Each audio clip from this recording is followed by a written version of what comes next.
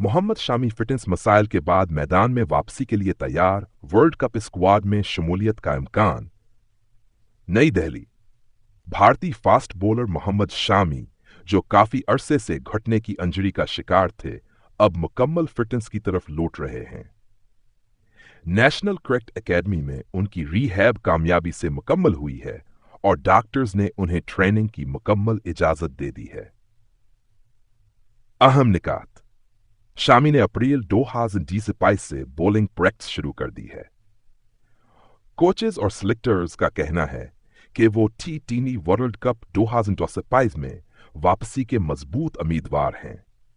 उनकी नपी तली लाइनो लेनेट और तजुर्बा भारत की बॉलिंग लाइन को मजबूत कर सकता है।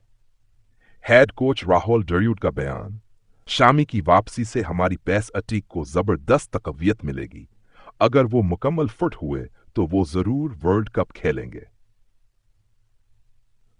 मदाह भी सोशल मीडिया पर शमी कमबैक और वर्ल्ड कप होपफुल के जरिए इनके हक में आवाज बुलंद कर रहे हैं।